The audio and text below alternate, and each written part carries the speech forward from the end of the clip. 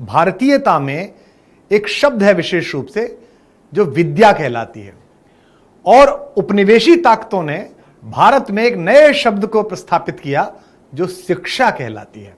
तो आज राजस्थान के अपने बहुत प्यारे छोटे भाई बहनों से संवाद करते समय मैं इसी बात पर आपसे चर्चा करूंगा कि विद्या और शिक्षा में क्या अंतर है।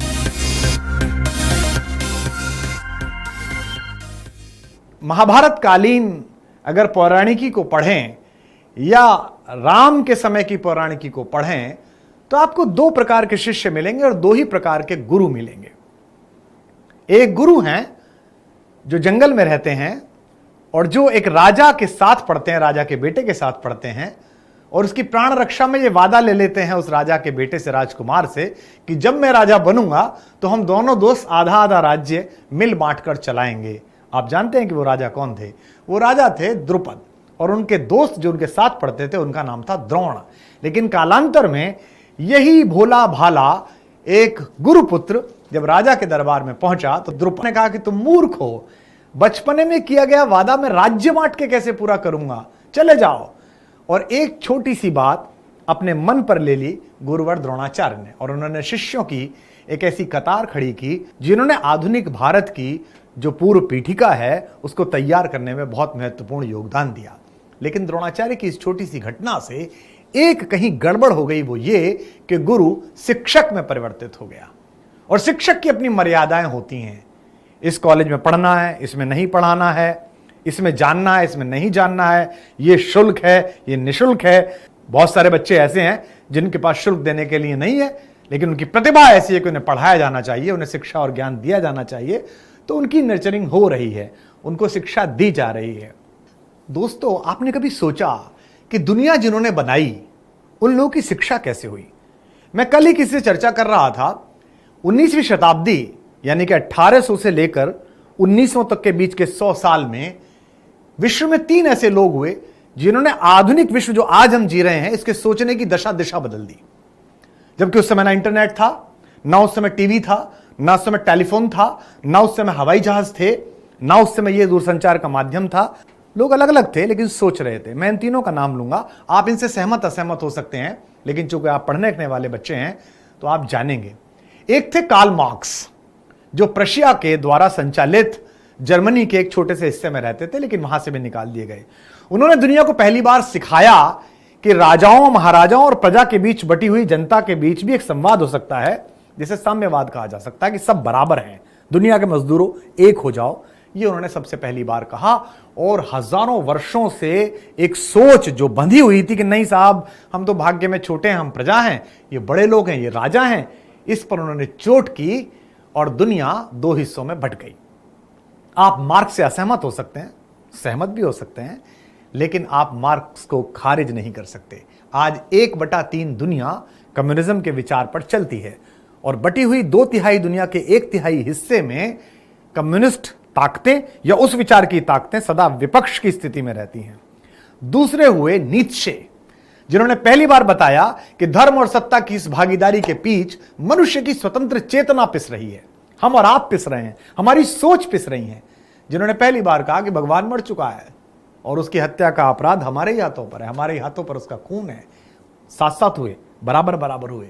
और तीसरे व्यक्ति हुए डॉक्टर सिगमंड फ्रायड, जिन्होंने पहली बार बताया कि बीमारियां केवल शरीर में ही नहीं होती, बीमारियां शरीर के बाहर भी होती हैं, मन में, मस्तिष्क में, सोच में, सपने में भी होती हैं। जिन्होंने कॉन्शियसनेस और सबकॉन्शियसनेस, उस ड्रीम्स के बीच की दीवारों को गिराकर लोगों के सपने सुने, लोग उन पर हंसे, लोगों ने उन्हें गालियां दी, लोगों ने उन्हें अस्वीकार किया। लेकिन एक दिन आया कि आज पूरी दुनिया किसी भी बीमारी से लड़ते वक्त सिगमंड फ्रायड के सिद्धांत को मानती है। कोरोना काल में भी दवाइयां बताई जा रही हैं, लेकिन साथ साथ हम सब लोग, शिक्षक लोग, गुरु लोग, आप सबसे कह रहे हैं कि मन को अच्छा रखिए, ऊर्जावान रखिए, दूरियां तो क्या हुआ, हम ये बाधा पार करेंगे। ये सिगमंड फ्रायड की सोच थी। 19वीं शताब्दी के इन 3 बड़े दुनिया बदलने वाले लोगों, एक जिसने व्यवस्था बदली, राजनीतिक, आर्थिक, सामाजिक, दूसरा जिसने धर्म के प्रति सोच बदली, और तीसरा जिन्होंने हमारी व्याधियों को लेकर एक नई सोच पैदा की। पूरी 20वीं शताब्दी में हमने ऐसे लोग पैदा नहीं किए। 21वीं शताब्दी के भी 20 वर्ष पूरे होने जा रहे हैं कोई आहट नजर नहीं आ रही। क्योंकि जैसा दुनिया सोचती है, जैसा दुनिया करती है, अगर आप भी वैसा ही करते हैं तो आप कुछ बड़ा नहीं करेंगे, आप दुनिया में आएंगे और जाएंगे। सोचकर देखिए कि बाग में बैठे हुए एक छोटे बच्चे ने सेब को नीचे गिरते हुए देखा। इसमें क्या नया है साहब, सेब तो नीचे ही गिरता है। लेकिन उसने खुद से यही सवाल किया कि सेब तो नीचे ही गिरता है, पर क्यों गिरता है? ये जो जिज्ञासा है, ये जो क्यूरियोसिटी है, अंग्रेजी में कहा जाता है curiosity can kill the cat. ऐसे ही ऊबे हुए एक स्थूल शरीर के वैज्ञानिक ने अपनी खोजों से परेशान होकर और समझ में ना करके इसका सिरा क्या है, खुद को अपने बाथ टब में डुबोया और उसके अंदर जाने से बाथ टब का पानी बाहर आया और वो अधनंगा वैज्ञानिक सड़कों पर निकलकर भागा, यूरेका यूरेका, पा लिया। अगर उसने वो न किया होता तो ये आयतन घनत्व के सारे सिद्धांत न हुए होते। न्यूटन ने अगर ये ना सोचा होता कि ये सेब नीचे ही क्यों गिरता है, तो हम हवाई जहाजों में न चल रहे होते। मंगलयान, मिशन यान, मून यान, ये सब कुछ भी नहीं होता। इस प्रकार की जिज्ञासा को समाज कभी भी आदर नहीं देता। बनी बनाई व्यवस्थाएं इनको कभी स्वीकार नहीं करती। गैलीलियो ने कहा कि पृथ्वी गोल है, चर्च ने कहा कि तुम झूठे हो क्योंकि भगवान लिख कर गया है पृथ्वी गोल नहीं है, और गैलीलियो की हत्या कर दी गई। आज सैकड़ों वर्ष बाद पोप ने क्षमा मांगी और कहा हमसे गलती हो गई, लेकिन वो विभूति तो चली गई। जो भी आदमी अलग सोचता है वो समाज की बनाई हुई लकीरों के बाहर खड़ा होता है, तो चूंकि वो बाहर खड़ा होता है तो उस लकीर के अंदर खड़ा हुआ समाज सदा उसे देखता है ऐसा कैसे हो सकता है। जैसे हिंदी में एक शब्द है कूपमंडूक। एक कुएं में एक मेंढक रहता था। अचानक बाढ़ आई और नदी का, एक बड़ी नदी का, ब्रह्मपुत्र जैसे महानद का, गंगा जैसे विराट पाट का पला हुआ एक मेंढक बाढ़ के पानी में बहता हुआ अचानक आवेग से कुएं में गिर गया।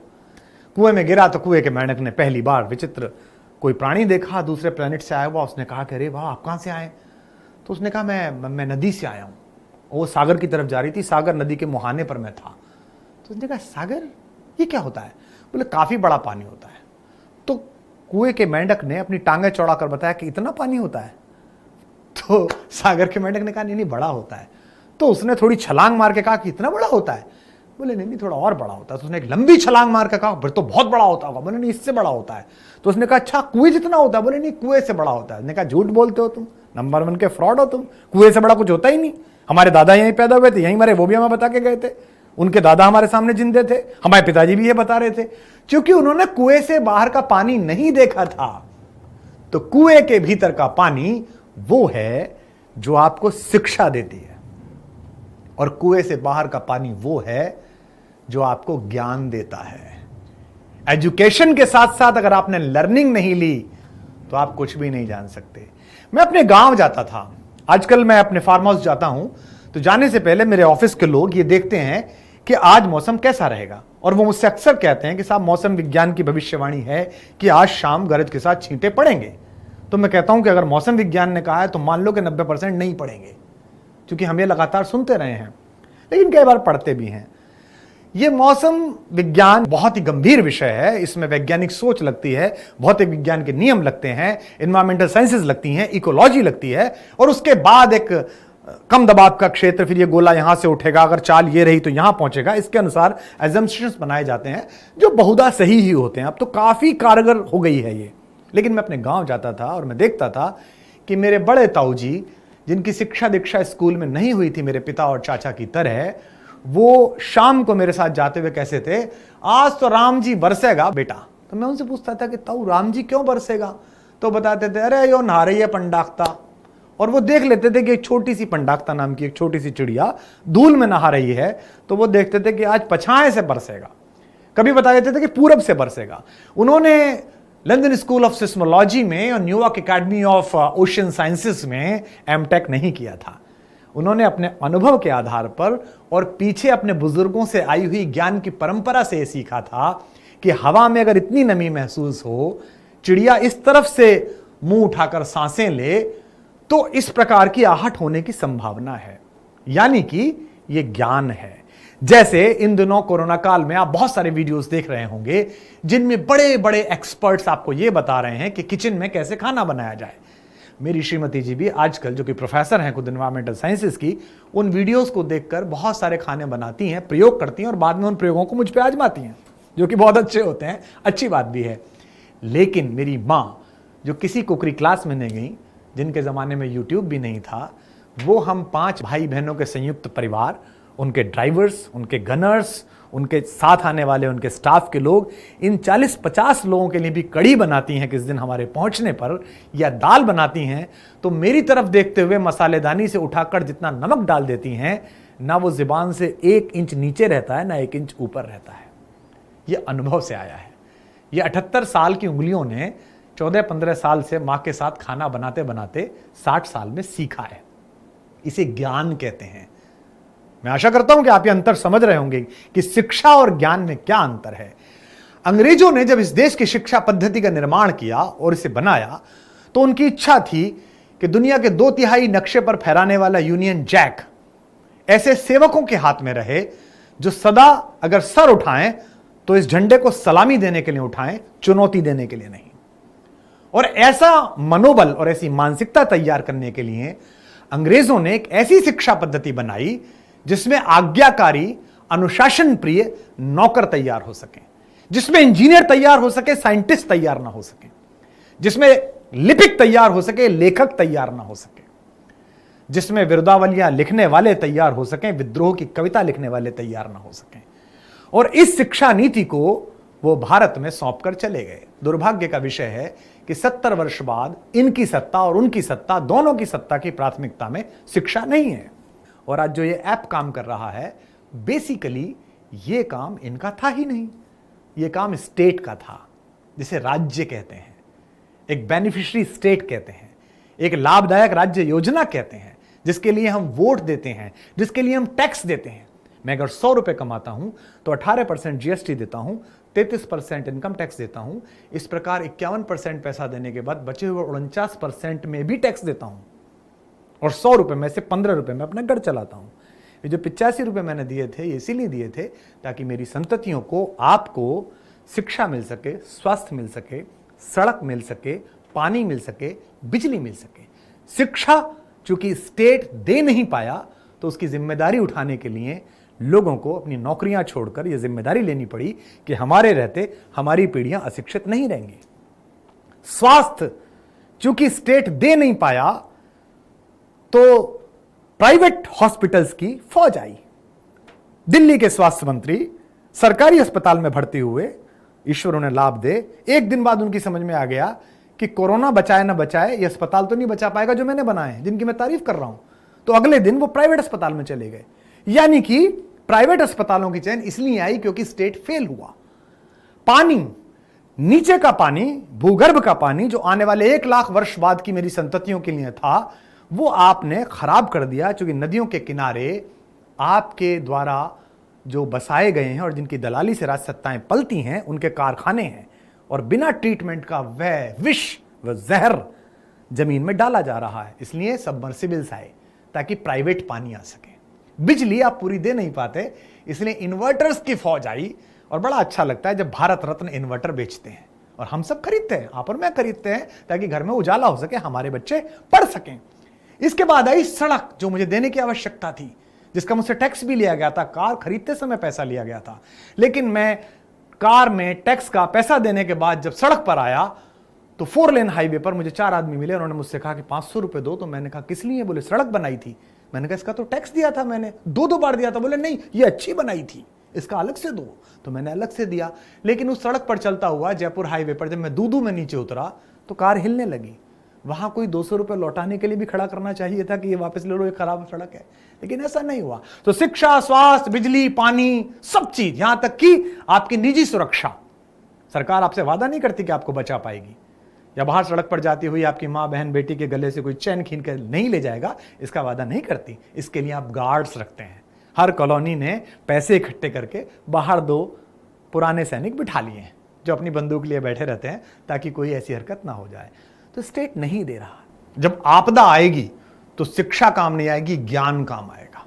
ध्यान रखिएगा, बहुत अधिक उजाला और बहुत अधिक अंधेरा, इसमें केवल 3 चीज काम आती हैं। अध्ययन, स्कॉलस्टिज्म, कितना पढ़ा है आपने, आध्यात्म, कितनी स्पिरिचुअलिटी है आपके अंदर, और लर्निंग आपने अपने माँ बाप से, अपने गुरुओं से, अपने बड़ों के पास बैठकर क्या सीखा है।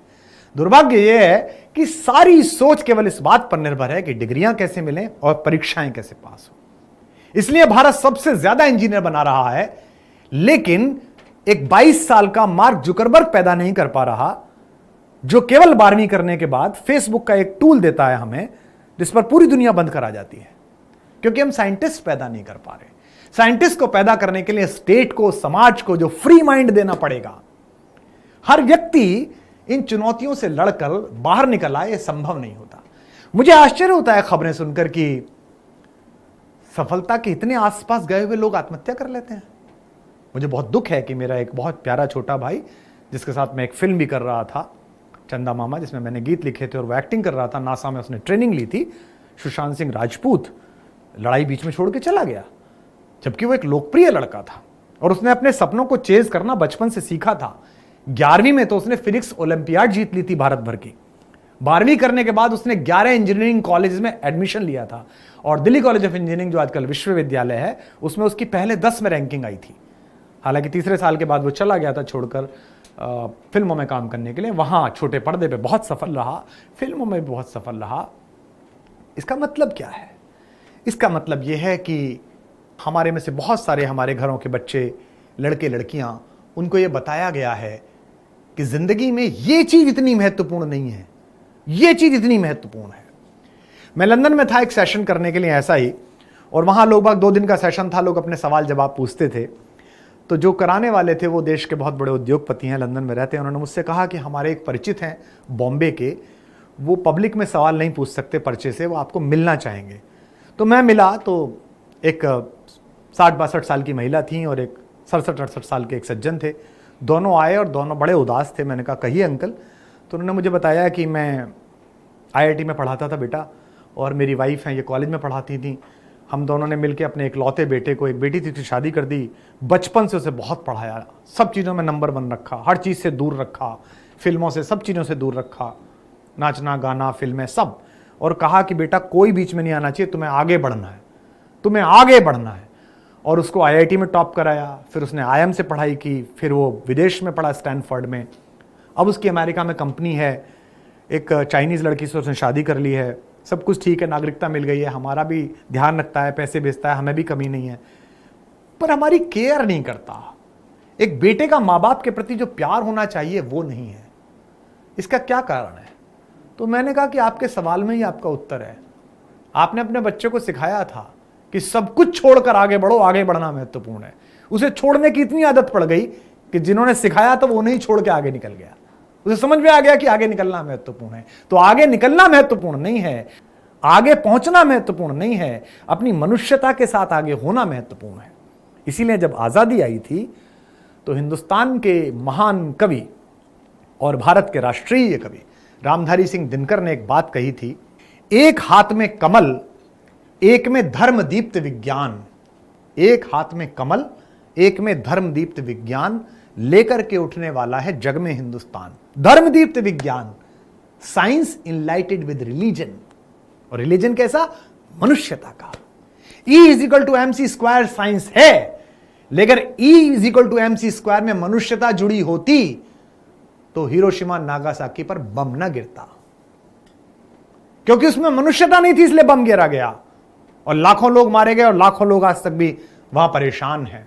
सिर्फ उससे बिजली बनती, उससे उजाला बनता, ताकि आधी रात कोई आदमी अपने घर का रास्ता भटककर जंगल में ना पहुंच जाए।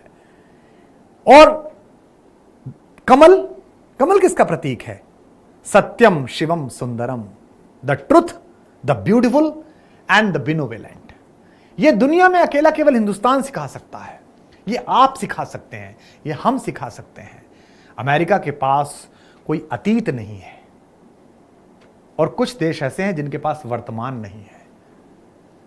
आप अकेले देश हैं जिनके पास एक शानदार अतीत है और एक बेहद खूबसूरत वर्तमान और भविष्य उसकी प्रतीक्षा कर रहा है।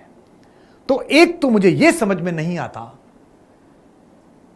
कि जिस महाराणा प्रताप ने चित्तौड़ और कुंभलगढ़ जैसे महान और अजेय दुर्गों का लोभ छोड़कर अरावली के भीषण पत्थरों के बीच अपने दुधमुहे शिशु के हाथ से घास की रोटी छीनते हुए देखकर भी अपने स्वाभिमान का युद्ध नहीं छोड़ा था, उसके वंशज आत्महत्या कैसे कर लेते हैं, सोच कैसे लेते हैं?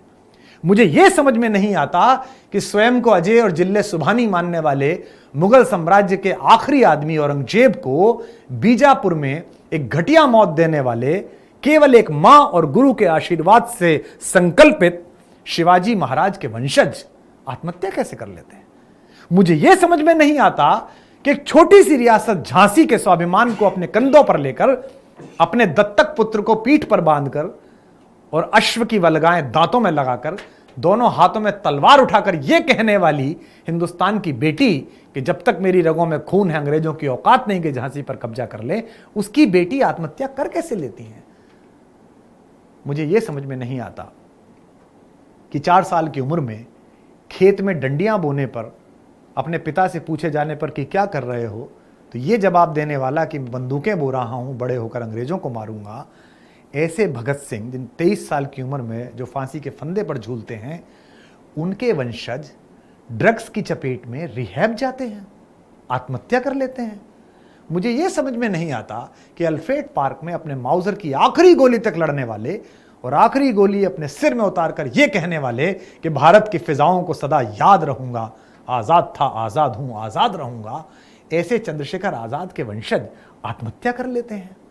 मुझे यह समझ में नहीं आता कि जलियांवाला बाग में 19 साल की उम्र में अपने सामने एक नृशंस हत्याकांड देखने पर लंदन पानी के जहाज से जाकर 21 साल प्रतीक्षा करने के बाद जनरल डायर की छाती में गोली मारने वाले ऊधम सिंह के वंशज आत्महत्या कर लेते हैं।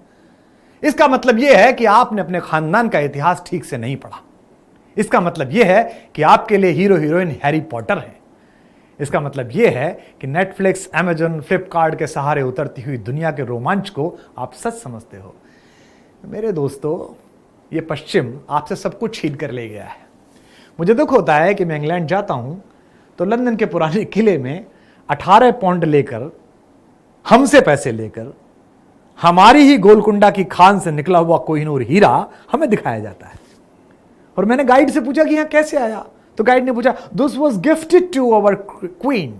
अच्छा, चोर को लोग भेंट करते हैं क्या? आप हमारे डकैती डालने आए थे, ये आखिरी चीज और रह गई थी, इस और ले जाइएगा। चुरा कर आप ले गए हैं, चोटे आप हैं, डकैत आप हैं। हमारी सरकारों की औकात नहीं है कि उनके गले पे हाथ डाल के कह सकें कि हमारा सामान है, वापस दो, और हमें वो देखना पड़ता है। मैं गया और मेरे साथ के स्टाफ के जो लोग थे उन्हें कोहिनूर देखना था, मैं तो देख चुका था। तो मैं चूंकि बड़ा था तो मैंने 18 पाउंड के 10 लोगों के टिकट दिए, 180 रुपए।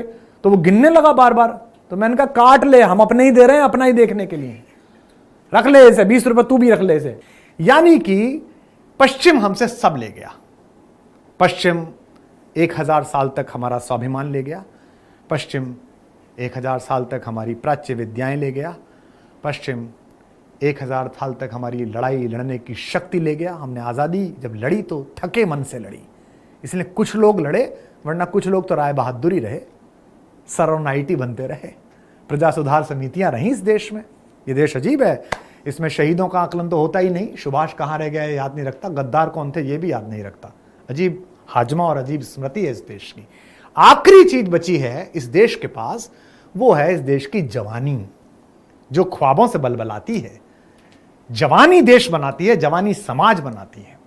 कोरोना में सबसे ज्यादा मृत्यु हुई हैं यूरोप के उन देशों में जहां युवा कम हैं, स्पेन में, इटली में, जर्मनी में, जहां बूढ़े ज्यादा हैं।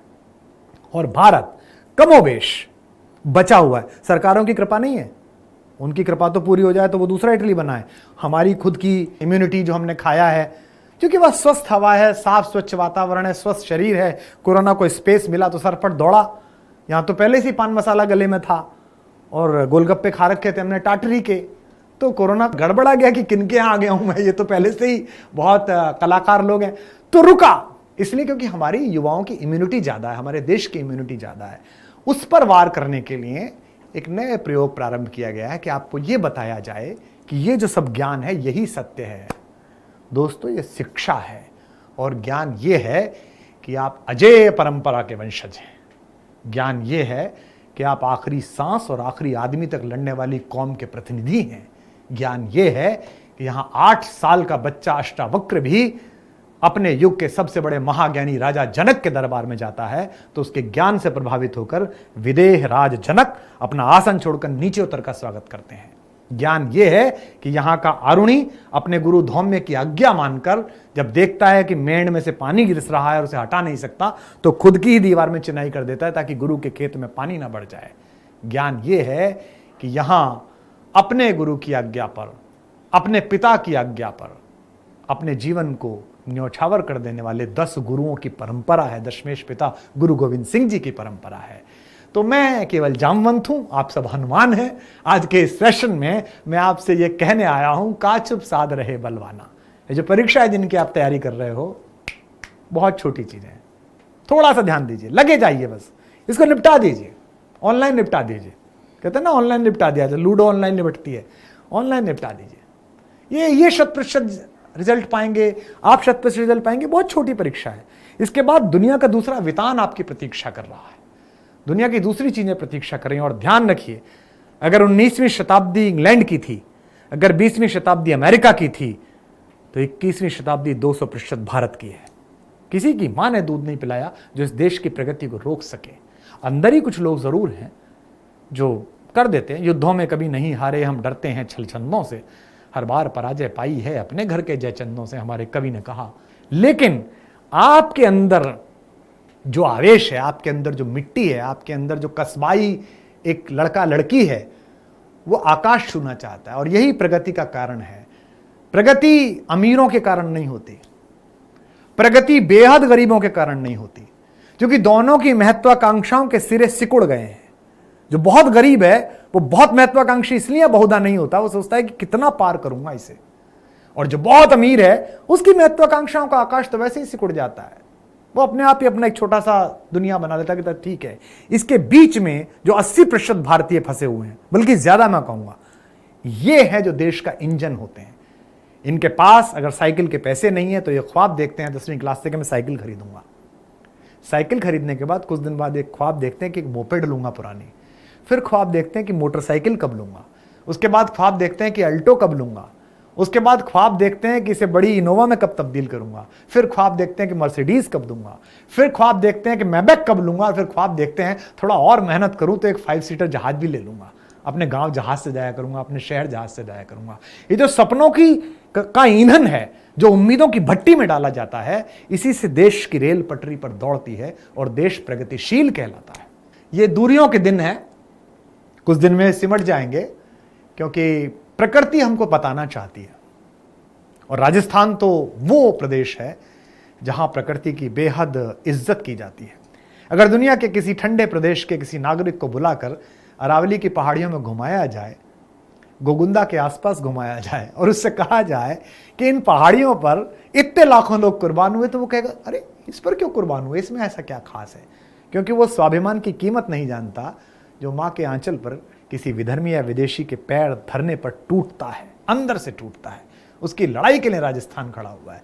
राजस्थान से वो प्रदेश है जो पेड़ों को कटने से बचाने के लिए उस पर लिपट जाता है, जो एक मृग के एक मद्यप अभिनेता द्वारा मारे जाने पर उसकी लड़ाई दशकों तक लड़ता है।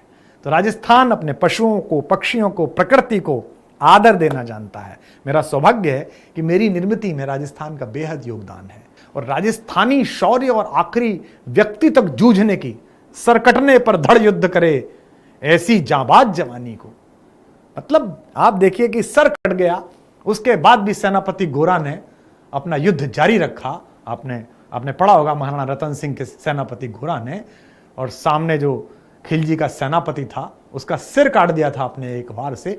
ऐसा जाबाज राजस्थान, वहां के किसी युवक युवती के मन में उदासी आए स्वीकार्य नहीं है। राजस्थान भी क्षमा नहीं करेगा और भारत माता तो शर्मिंदा होगी ही। तो आप सबसे अनुरोध है कि तैयारी करते रहिएगा, मुस्कुराते रहिएगा। और जीवन के कालखंड बटे हुए हैं। बचपन में खिलौने, जवानी में जोश और बुढ़ापे में आदमी का धन साथ देता है। ओम प्रकाश आदित्य की कविता है। बचपन में खिलौने, जवानी में जोश और बुढ़ापे में आदमी का धन साथ देता है। हिम्मत के हथियार हाथ से जो छूटे तो ना तन साथ देता है ना मन साथ देता है। तो एक चीज आप ध्यान रखिएगा कि हर चीज का समय नियत है। बचपन की सारी शरारतों को अगर आप बुढ़ापे में करेंगे तो लोग मूर्ख कहेंगे। ऐसे ही बुढ़ापे की ज्ञान गंभीर बातें अगर आप जवानी में करेंगे तो लोग आपको ढीला समझेंगे। लेकिन जवानी में जिस उद्देश्य परक जीवन को जीने की आपसे कामना की जाती है, उसे छोड़कर आप कोई और काम करेंगे तो इतिहास भी, समय भी, भविष्य भी कोई आपको आदर नहीं देगा। तो यह समय है आपकी परीक्षाओं का। मैंने आपसे कहा कितना हमको पता था जब कोरोना शुरू हुआ था 15 मार्च को कि यह हालत हो जाएगी हमारी जून जुलाई तक, कि बंद ही रहेंगे। हमको लगा 15 दिन की बात है, 12 दिन की बात है, काट लेंगे। हमको थोड़ी पता था, अभी भी पता नहीं है। तो ये कितना छोटा सा समय था, बीत गया यूं ही करके। तो ये आपकी एसएससी, ये सब आपकी जितनी भी परीक्षाएं हैं यूं हो जाएंगी। काम ही कितना है, ये किताब, ये किताब, ये किताब, ये किताब, यूं पढ़ना है बस। आपको थोड़ा बहुत ध्यान रखना है, थोड़ा मानस लगाना है, और थोड़ा सा एक होता है डिटैचमेंट। द्रोणाचार्य ने जब शिष्यों की परीक्षा ली, एलिमेंट्री टेस्ट लिया, जैसे मिशन लेता है अपने पास बुलाने के लिए, तो उन्होंने एक चिड़िया दिखाई और कहा कि इस चिड़िया की आंख में तीर मारना है। तो किसको क्या दिख रहा है? तो दुर्योधन ने कहा कि पेड़ है, नदी है, नाले हैं। वाह, युधिष्ठिर से क्या दिखता है? युधिष्ठिर ने कहा पेड़ दिखता है, चिड़िया दिखती है। सबसे पूछा, अर्जुन से कहा अर्जुन तुम्हें क्या दिखता है? बोले गुरुदेव चिड़िया की आंख दिखती है। बोले आसपास? बोले बाकी तो कुछ नहीं। चिड़िया किस रंग की है? बोले पता नहीं, आंख का रंग पता है।